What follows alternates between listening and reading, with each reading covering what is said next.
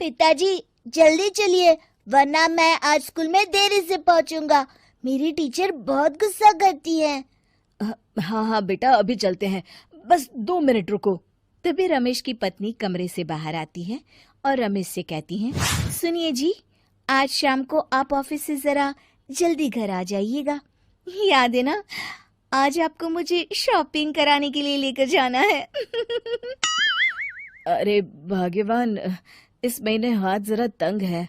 मेरी मानो तो शॉपिंग का विचार कुछ दिनों के लिए अपने दिमाग से निकाल ही दो। मैं तुम्हें अगले महीने पक्का शॉपिंग कराने ले जाऊंगा। अभी मुझे चलना चाहिए, वरना राजू को स्कूल पहुंचने में देर हो जाएगी। देखिए जी, अब आपके ये बहाने पुराने हो चुके हैं। मैं कुछ नहीं जानती। आज शाम को मुझे शॉपिंग करने जाना है, मतलब जाना है। आगे आपकी मर्जी। अच्छा ठीक है भाग्यवान, अब तुम पूरा घर सर पर मत उठाओ, मैं कुछ करता हूँ।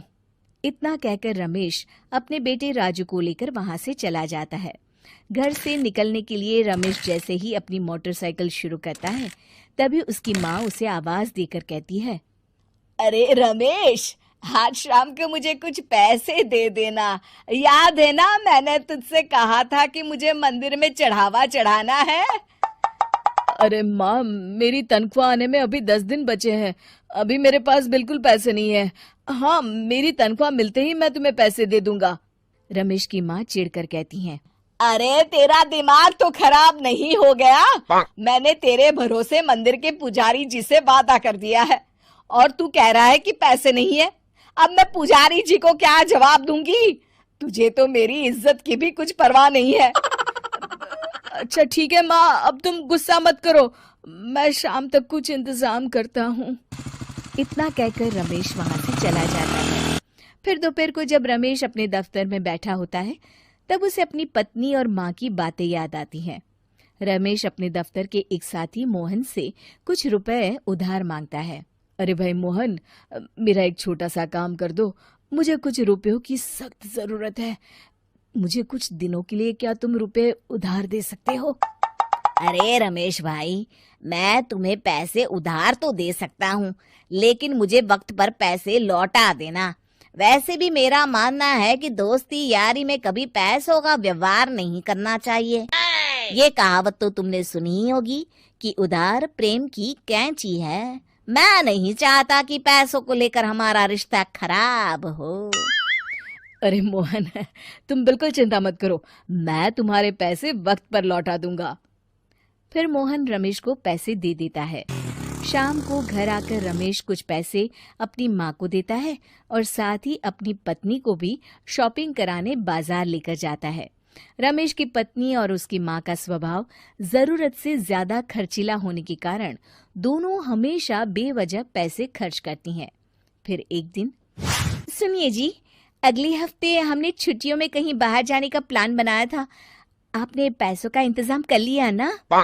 अरे अभी कहाँ, अभी तो मेरे पास बिल्कुल पैसे नहीं है। हम कभी और चले जाएंगे। देखिए जी, मैंने सभी सहेलियों से कह दिया है कि मैं बाहर घूमने जा रही हूँ। अगर मैं नहीं गई तो सब मुझ पर हंसेंगी। आप कहीं से भी पैसों का इंतजाम कीजिए जी। इतना कहकर रमेश की पत्नी वहां से चली जाती है। वहीं दूसरी तरफ रमेश की माँ भी तीर्थ यात्रा जाने की जिद करती है और रमेश से पैसे मांगती है। फिर अगले दिन रमेश एक सेठ से पैसे उधार लेकर अपनी पत्नी और बेटे को घुमाने ले जाता है और अपनी माँ को भी तीर्थ यात्रा पर भेज देता है। लेकिन जैसे ही रमेश अपनी छुट्टियां बिताकर वापस आता है, कर्जदार उसका जीना मुश्किल कर देते हैं। इतना ज्यादा कर्ज एक साथ अपने ऊपर देख रमेश काफी परेशान रहने लगता है। फिर एक दिन राजू की स्कूल की फीस वक्त पर न भर पाने के कारण रमेश को स्कूल में बुलाया जाता है। स्कूल के प्रिंसिपल साहब रमेश को सख्त हिदायत देते हैं कि अगर वक्त पर स्कूल की फीस नहीं भरी गई तो उनके बेटे का नाम स्कूल से काट दिया जाएगा।